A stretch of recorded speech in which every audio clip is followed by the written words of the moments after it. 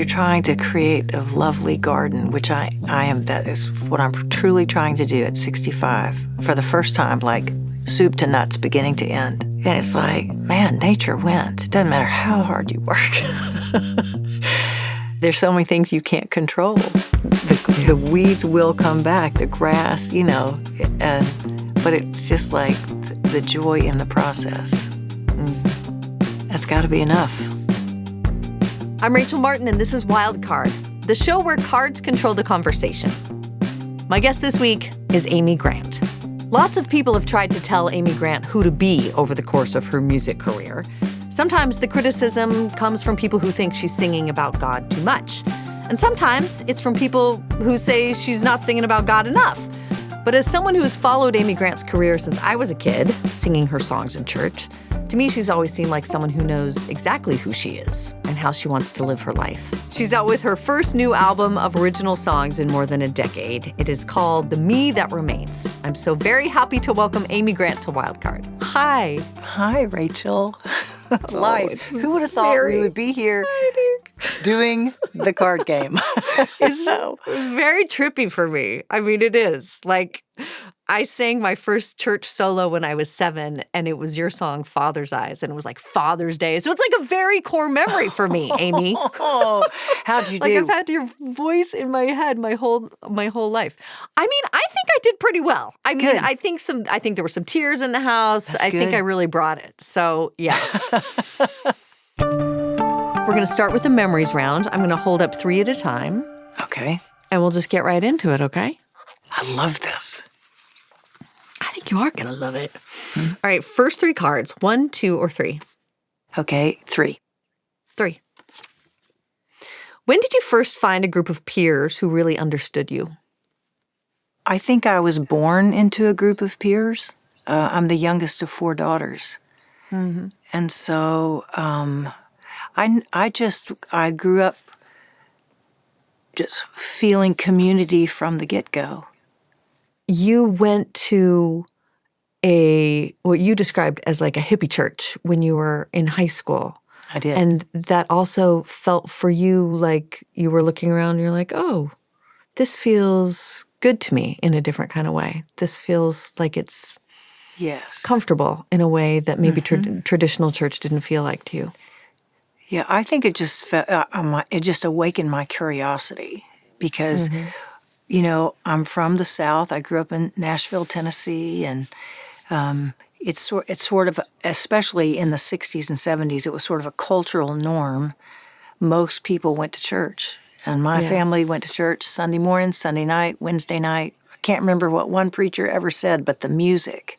I just loved the music and singing and, and that's really kind of where my sort of spiritual and emotional mental framework came for all things kind of unseen was from those songs.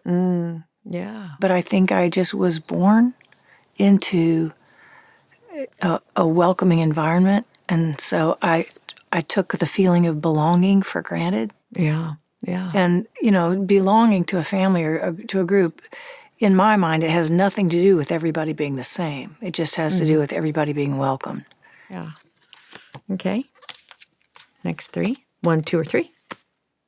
Okay. 1. 1. What's a moment with a stranger that made you feel loved?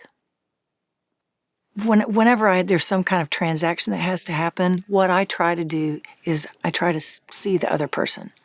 Sometimes I'll ask them their name. Or if somebody's kind in a service position, that just makes the world a better place. Doesn't it? I know. That destroys me. This little random moments of kindness. I was leaving the Nashville courthouse, and this was last Friday morning. And first off, I'm not used to going downtown, even in Nashville, and like finding a parking place, not losing my parking ticket, finding my car in the garage, and then I'm getting ready to leave. And I pull up and I give the ticket taker in the garage my ticket, and she just smiled at me. And I said, oh man, a smile like that can change the next moment of the day. Yeah. And I said, what's your name? And she said, my name's Val. And then she looked at me and she said, "You're a singer." And I said, "I am a singer." And she said, "You're married to Vince Gill." And I said, "I am married to Vince." And she said, "My son was in one of his junior golf programs years ago." No way. Yes. No And she said way. he got to play on a team. And please tell him I said thank you. And I said, "Tell me your son's name." And I said, "I will write it down and tell Vince." Yeah. But that was probably 2 decades ago. In the golf program. Him playing junior golf, yeah. And it just made me think, the longer you live, I mean, there's so much layering up of all of our lives. Yeah. Yeah. But just seeing the people around you, to me, leads to something potentially good. And it's just there for the taking also, I think. That's if you low-hanging fruit. It is. I mean, it is. just a smile, anything. Yeah. Last one in this round. 1, 2, or 3? 2. 2. When have you felt like you turned a page in your life? How many pages do we have? Oh my gosh, I don't know. Pick a page, any page. Oh man, I've turned a lot of pages in my life. May I flip this on you? Oh, sure. I don't think anyone's ever flipped this one on me. Yeah. I mean, the biggest page turn of my life, I think it's fair to say, is when I decided to stop moving around and just be still. And it was this very pivotal moment where I was offered a job to be this a London-based reporter for a television news network, but I just started to see this guy, and it really was this moment of, what do you want in your life?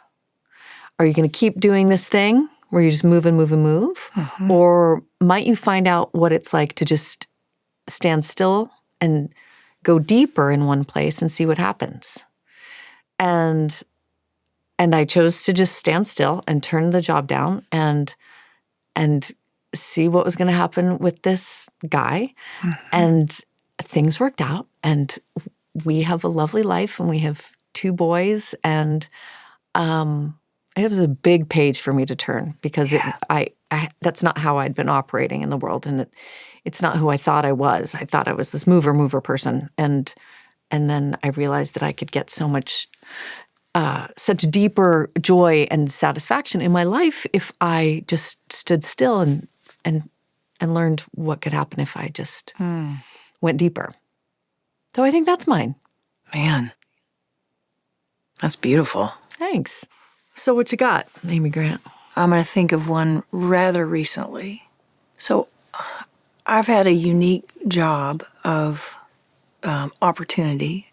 I get to work going to go and sing songs that I have sung my whole life. Mm-hmm. Like some from when I was a teenager, my 20s, 30s, 40s, 50s. And now I'm 65. And I think, without realizing it, I felt that it was my responsibility to show up and deliver in a way that I had always delivered. Mm-hmm. And I think the page that I turned somewhere in the last 12 to 18 months is, and I did it because of a therapy session, but I went to a therapist who'd been a family therapist for several years, and I said, my inner critic I don't want to deal with this inner critic, comparing me to a younger version of myself. Mm-hmm. And she said, I think you should write a eulogy to the younger woman. This is beautiful. And so I did. And eulogy, unlike looking back over your past when your faults are as present as your gifts, a eulogy, you really just say the nice things. Mm-hmm. But something about that exercise, I really just basically bid farewell to that younger woman. and said, I'm here, but I can't be her anymore. And it was just so lovely to celebrate that and go, I'm going to stop looking for what I cannot find. And then discover all that is. And that's really been a page turner for me. Let's push back from the game and talk about your album, because it's been a minute since you've put, pen to paper metaphorically and came up with a body of work. Right. It's 13 years. So what was going on to make this happen? Well, life was always happening. I never quit touring, 75, 80 shows a year. And then, well, just from 2020, for about 4 years there, we all had a lot going on, as did I. You should just say you had a very bad bike accident. I did. In 2020, of course, the whole world was shut down for COVID. And so I go see the doctor, do a whole thing of tests, and then he calls me the next day and said, you've got an undetected birth defect. You need open heart surgery. And so I recovered from that, felt so much better. I was like, well, this is what breathing is supposed to feel like? This is awesome, because it was a birth defect. Wow. And then 2 years later, I had this bike accident that I don't remember, but, 2 subsequent surgeries because of that. All that to say, I had to be very patient with my body, very patient with recovery. And and I think all those things all went together to make me so glad to be alive. I mean, even this morning, I woke up and I was like, hey, I've got another day. All that undoubtedly affected also your creativity in some way, especially the brain stuff, no? Like, your ability to just conjure language, put it down, make songs. Did you feel that slip away for a few years? I just felt, I felt the limitations of my processing. So the summer of 22 was a bike accident, and that fall, I spent several months of quiet, no screens. I was not on the phone. Oh, man. And basically that, end of July, August, September, October, I lived in my backyard with my shoes off in the grass, just writing. And just trying to recall things. Not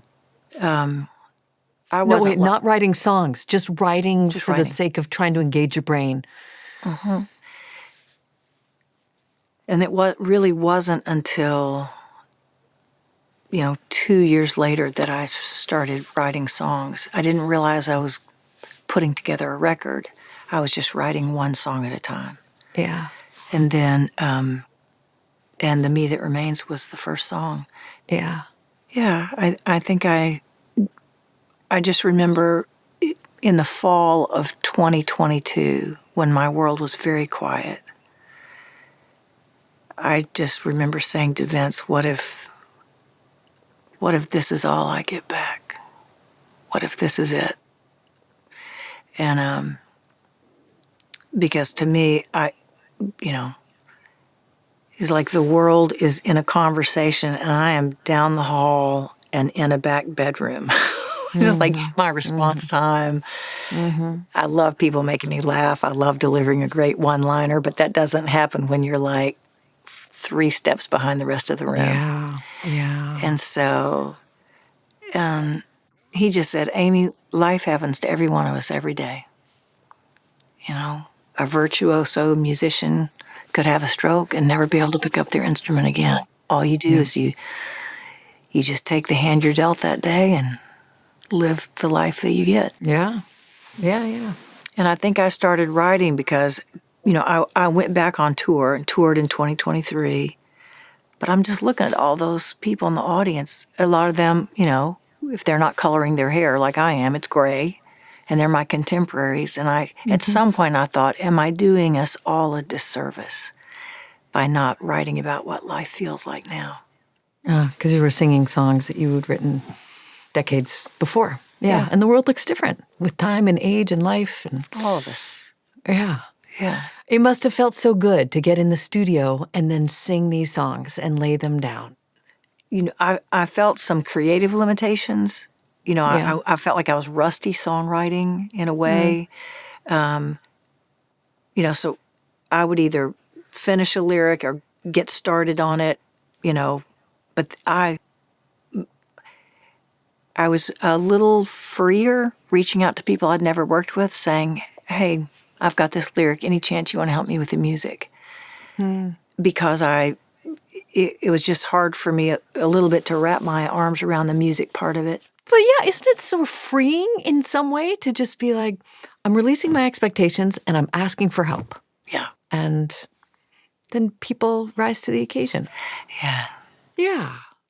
I want to ask about one of the songs on the album. The first one is called The 6th of January. Before I listened, I was like, is that? No. Amy Grant? No. Is she singing a song about January 6th? And I'll be damned you were. Yes. I am. I was like, just going right into it. Tell me about this song and why it was important to you. Oh, my goodness. I have loved that song from the first time I heard it. It was written by Sandy Lawrence. And she played the 6th of January for me. And she had started the song 15 years earlier. And so she started it with the second verse. But then, you know, life happens and everything affects everything. And the 6th of January affected that amazing songwriter. And I loved everything about the song. I loved it. It piqued my curiosity. Were you worried at all that any part of your audience was going to be like, this feels like Amy Grant, like straying out of her lane and, you know, go back to singing about Jesus? I had a couple of musician friends that I work with, and they said, I don't think you should touch that one. And I said, I love everything about this. And I mean, I've always welcomed singing the questions. I mean, I've always sung about unrest in my own life. I thought, why wouldn't I sing about unrest within our culture? I mean, it's happening at every end of the spectrum, at all times. And when you talked about, I made the choice to stay put, to just be there, to stay. And I think that we have to be willing to sit quietly in unrest, to not wave a banner, to not pick a team, but to say, where from here? And I think that requires a kind of quiet on the inside. But you say you can do that without picking a team. You don't want to pick a team right now. You just want people to be still and listen to each other. I think there's always, in every scenario, there's something to be gained by listening and by imagining what if our roles were reversed? And, you know, what if I were that person with fewer opportunities? What if I was in that role? And so I guess that does require some imagining, a lot of compassion. Yeah, but it's worth it. This is round 2. 3 new cards. All right. 1, 2, or 3? 1. 1. What have you found surprising about getting older?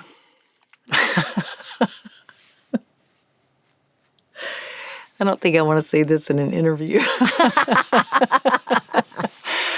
Sure you do. Sure you do. Oh, man. Something surprising. Something surprising. Oh, my gosh. I actually enjoy moving my body more now than I think I did 10 years ago. There's something about, I actually love that about getting older. It's surprising to me how most of us move less and less the older that we get. Yeah. In September, I was in Sioux Falls, South Dakota. I had been on a walk with a musician friend who we tour together, Gene Miller. He's a guitar player. And he's all about fitness. He's always lifting weights. He's like doing me through all these movements. He said, get barefoot on the grass. And so I went back to my hotel room and I thought, fitness should not require a personal trainer, a membership to the Y, some kind of devices. And I'm just, out of curiosity, I said, what if I just picked a couple of movements that put a smile on my face? What if I did these 100 times a day for 100 days? Would it be enough? And just the word enough when it came to any kind of effort, that feels like a lavish word. It feels enough. Anyway, so I thought, well, what makes me smile? Yeah. And so I wrote down these 7 exercises, movements, I called them. And first day I did 100 in a row and it was too much. And I thought, well, I don't want to do that again. And then the next day I tried splitting them, morning and evening. And I thought, well, I don't want to be that sweaty. And so the next day I broke it up and did it 4 times. 25 repetitions before my first cup of coffee. 25 repetitions before I closed my eyes. Yeah. And 2 other random times during the day. Was it enough? About 3 weeks in, the sound engineer who mixes the house sound said, hey, what are you doing different? You're singing better. And I went, good. I'll just keep doing what I'm doing. And by then, I was smiling every time I did it. It was not a chore. I renamed the movements Child's Play. And so I haven't missed a day. Since September 10th. Wow, good for you. Yeah, and so, it's just, I don't know. I think I just always, I was not that as intentional. Yeah. And I love that about getting older. Yeah. Thank you. It was a lovely answer. Next 3 cards, 1, 2, or 3. 3. Is the music you listen to happier or sadder than you are? Interesting. Both? Yeah. Yeah. I mean, music, it's a great shoehorn to get you out of a bad mood, Yeah. For me, music, a lot of music that I am exposed to, not that I'm choosing on Spotify, but a lot that I'm just exposed to happens in my home because we have a studio in our home. Yeah. And so a lot of it is like an instrumental. It could be, so it might be songwriters working on a song. So I make music, but I'm married to a musician who works every day and a songwriter who works all the time. And to me, here's what music does. It just peels you wide open. Yeah. And so whatever it's doing, it invites you there or it augments that you're already there, just whatever. Yeah. Yeah. Yeah, there's real liberation in that. Yes. Okay, last one in this round. 1, 2, or 3. 1. How much do you rely on the validation of others? I think I am mindful that everyone is so different. Everybody, my family, like my sisters, between my sisters and me, and our spouses and the kids we've birthed, and then their families. A Thanksgiving or Easter, even if not everybody can show up, we're talking 60 people. And if if everybody shows up and brings a few extra, 75, and we all cook. Easter, we had a super spreader vomiting virus. It's like, oh my gosh, should we ever gather as a family again? But I think we're all different, and it's like, I think it just makes me, like I try to say to myself, and I try to say to my children and my nieces and nephews and my siblings, you've got to honor what energizes you. You can't, you're the only person that occupies that lane. Yeah. And it's so important to know what picks you up, but it's going to be different from anybody else. And so if you've got to be able to, you just got to be able to celebrate the things that fill your tank. Don't be looking for somebody else to go, woo, I'm the exact same way. Yeah. It's less about approval. I mean, it's really just about try to connect with yourself and let whatever space you're meant to take up in the universe fill all that. Emerge with all of that beauty and purpose, and just look at your unique life that way. Even if you don't even know what is my purpose exactly, but to know whatever it is, it's unique to you. Amy Grant, we're at our last round. Beliefs. 1, 2, or 3? 3. Whew.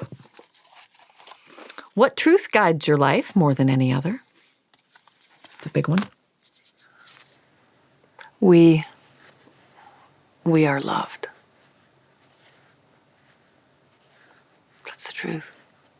And so the lens, what I was raised, I see so many things through a scripture lens. For God so loved the world. That's like nature. That's the environment. That's the people. Loved. And then the we is important because one of my rituals every day is to say the Lord's Prayer. It kicks right off. When people were asking Jesus, how do we pray? He said, pray like this. And he was very simple. He said, Our Father. And I don't know that had ever been used before. But it's like the people I agree with, the people with whom I disagree. Our. Yeah. That person whose actions are turning me inside out is loved. Is loved. And we are connected. So does that connection compel you to love that person? Because it's different to say this person is loved by God, the universe, whatever. But there's still a separation. Right. In that love, does it compel you to love that person? Well, ultimately, that's what I hope for.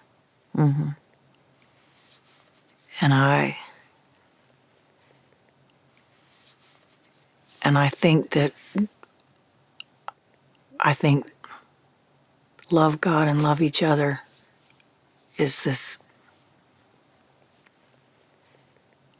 the instruction that I receive. I've heard, but it rings true in me. Like, it's a beautiful answer. That's the truth that guides your life. Yeah, it is the truth that guides my life. Yeah. 1, 2, or 3? 2. What's something you've come to peace with? Time. Time. Because, if you're trying to create a lovely garden, which I am, that is what I'm truly trying to do at 65 for the first time, like soup to nuts, beginning to end. One time. An actual garden. An actual garden. An actual garden. Okay. Not just a Yeah. metaphor for living. Yep. Yeah, An yeah. actual garden. Yeah, yeah. And it's like, man, nature wins. It doesn't matter how hard you work. Nature wins. I mean, you can just you can work hard, but there's so many things you can't control. Mm-hmm. You know, the weeds will come back, the grass, but it's just like the joy in the process that's got to be enough. Yeah. Last one. 1, 2, or 3. 1. I'll take 1. 1. Have your feelings about God changed over time? Yes. They have. I don't think God has changed. Mm-hmm. But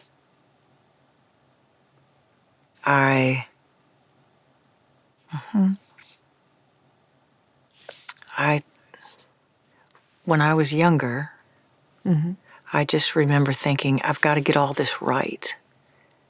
My beliefs have to be right. Not right for everybody else, but I don't want to miss. This matters to me. Mm-hmm. And I don't want to be wrong. And it's not that way anymore? It's not. It doesn't feel like you have to be right or... Oh, I know. I know so many times I'm a lost ball in high grass. I think whatever my childhood understanding, whatever I pictured God to be,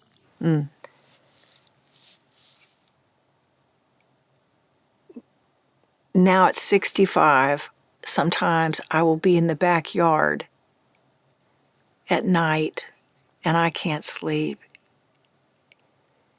And I am like,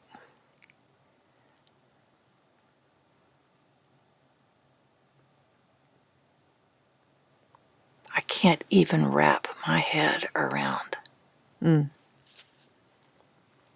so I can spend a lot of time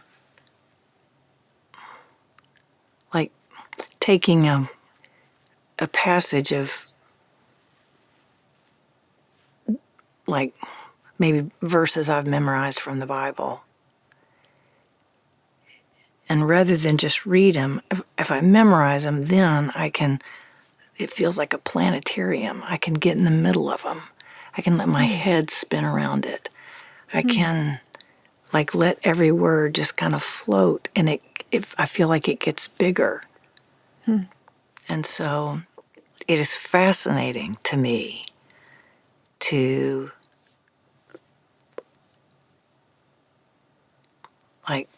take a section of these ancient words that are part of Scripture. Yeah. And just sing them and chant them and think about them and let my mind wander.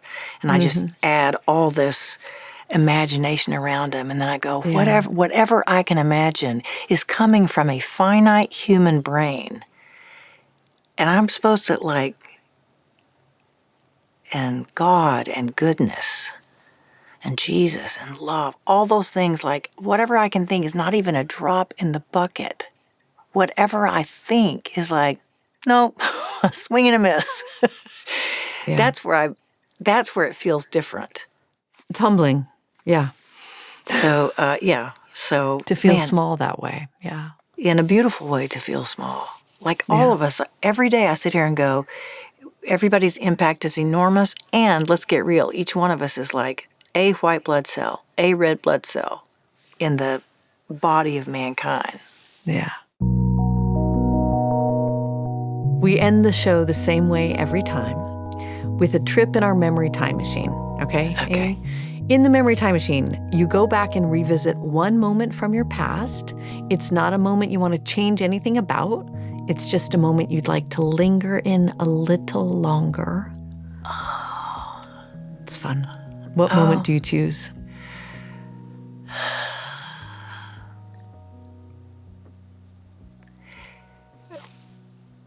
I'm not sure why this moment came to me, but my sister Carol,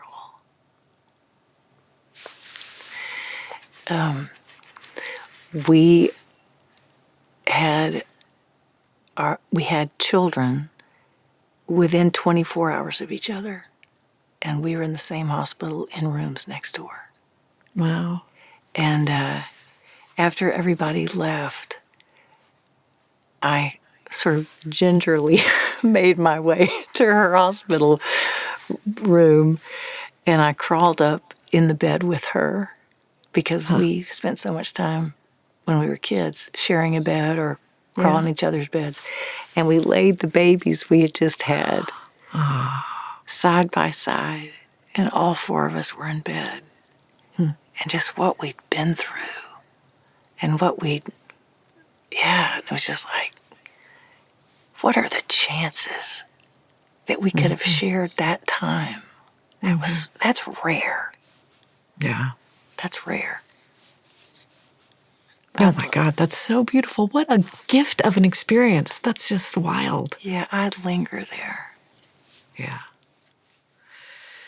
Amy Grant, her new album is called The Me That Remains.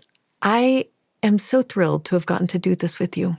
Thank you so much. Thank you. It's been a pleasure.